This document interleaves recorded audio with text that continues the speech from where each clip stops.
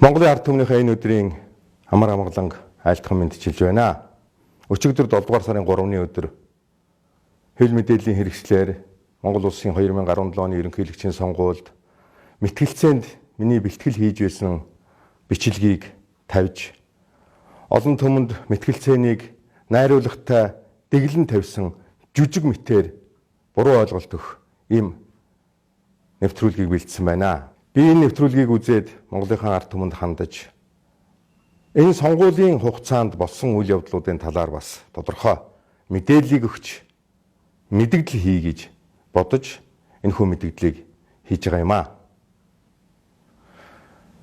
Ерөнхийлөгчийн сонгуулийн мэтгэлцээнд би бэлдсэн. Мэтгэлцээнд би зугатааж биш бэлдэж оролцох ёстой гэж анханасаа би бодож байсан.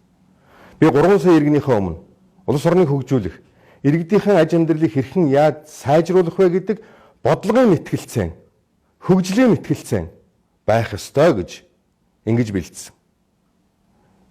Мэтгэлцээнд бэлддэг нь зөвхөн монголч биш, гадаадын улс орнуудын ч сонгуулийн сурталчилгааны мэтгэлцээнд бэлддэг жишээ баримтууд олонтой л байдаг. Энэ огтхонч нууц зүйл энд байхгүй.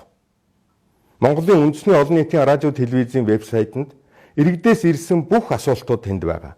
Тэр ирсэн асуултуудад хариулж мэтгэлцээнд бэлдсэн. Нууцлаг байдалтай хийсэн дэглэсэн жүжиг мэтээр олон түмнийг бас төөрөгдүүлэх гэж ийм зүйлийг гаргаж тавьж байгаа явдал энэ бичлэгийг хэрхэн яаж олсон бэ гэдэг явдал ихээхэн анхаарал бас татж байгаа юм аа. Сонгуулийн сурталчилгааны үеэр 60 тэрбум төгрөгийн асуудлыг ардчилсан намаас олонтой ярьлаа. 3 удаагийн сонгуульд дамжуулж энэ асуудлыг ярьж байна. Энэ асуудлаар хууль шүүхийн байгууллагууд шийдвэрээ гаргасан талаар би урд нь мэдээлэл өгч байсан. Прокурорын дүгнэлт гарч, шүүхийн шийдвэр гарч, авилгалтай тэмцэх газар 2016 оны сонгуулиос хойш томилогдсон 200 шахам хүмүүстэй уулзаж, тодруулж энэ талаар ямар нэгэн тогтоогдох зүйл алгаа гэдэг ийм шалгалтын дүн мэдээж бас гарч байгаа. Олон газарт ярьсан зүйлүүдийг эвлүүлж, нийлүүлж хийсэн байна гэдгийг би хариуцлагатайгаар хэлж байгаа. Ерөнхийлөгчийн сонгуул болгоны үеэр яригддаг гарал үүслийн тухай асуудал яригдсан. Энэ асуудал надыг энэ удаагийн сонгуульд бас тойроогүй дайрч өнгөрсөн. Би бол монгол хүн.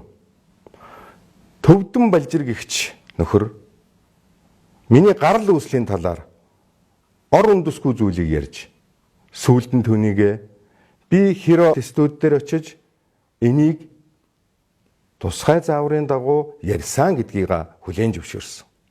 Би монгол хүн гэдгийг өнөөдөр ч би баттай хэлнэ. Тэнгэрт байгаа эцгийг, асрамжинд байгаа эхийгээ би барьж андгаалж хэлэх байна. Сонгуулийн үеэр Аархал гэх нэртэй миний гэртээ бичсэн бичлэгийг олон түмэнд мөн говьл байвал цацсан. Би 15 жилийн өмнө хамт ажиллаж байсан нөхдүүдээ гэртээ урьж сар шинээр уулздаг, учирдаг ийм сайхан уламжлалтай.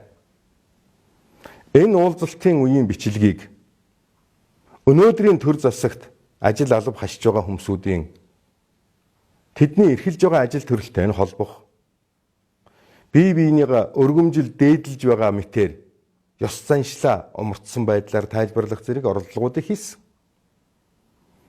15 жилийн өмнө нийслэлийн засаг даргын тамгын газрын дарга байсан. 15 жилийн өмнө нийслэлийн цагдаагийн дарга байсан. Нийслэлийн замын цагдаагийн газрын дарга байсныхаа хувьд манад өргөдөж очсон. Монголчууд Ахмад буурлуудаа хүндэтгэж өвдөг сөхрөн сууж тамхилдаг, мэд мэдлэлцдэг сайхан уламжлалтай ард түмэн.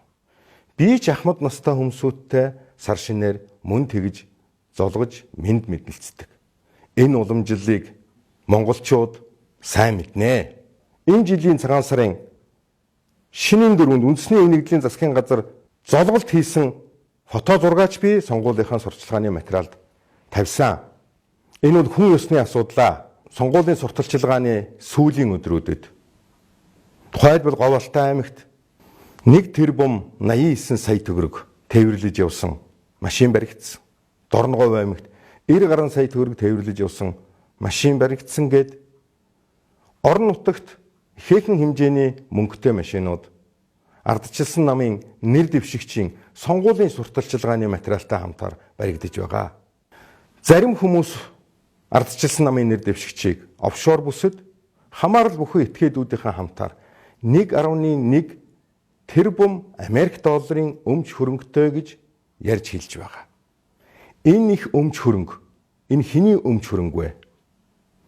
Зөвхөн тэдний яригдж байгаа офшор бүсэд байгаа мөнгө өнөөдрийн Монголын нийт ард түмний өрийг дарна барагдуулна гэж ярьж байгаа тэр хөрөнгөний 50% тэнцэх хэмжээний мөнгө байгаамаа. Энэ их мөнгөний гарал үүсэл, энэ их мөнгөний хуулийн дагуу юу үгүй юу, татвар төлөгдсөн үгүй юу гэдгийг бас шалгах, тогтоох ёстой гэж би бодож байгаа. Би бол хүнийг хардаж биш, итгэж ажилуулдаг хүн. Магадгүй энэ бас миний алдаа дутагдалч байж магадгүй юм.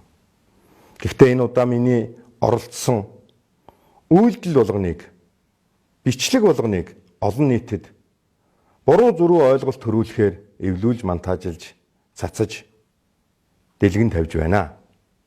Энэ бол сонгуулийн зорилготой гэдгийг та бид ойлгож байгаа.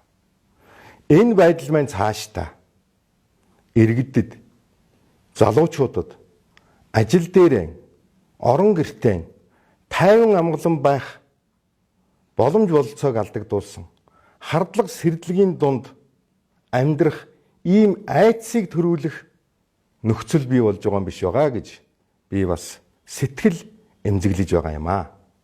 Энэ мэт хүний эрх чөлөөнд ирээ цээргүй халдаж байгаа үйлдэлүүдтэй би цаашдаа тууштай тэмцэнэ. Монгол хүн, Монгол эх орондоо өрөх гэртээ, албан байгууллага дээр амар тайван, ай хаюулгүй ажиллаж, хөдөлмөрлөж, амьдрч байх ёстой юм аа.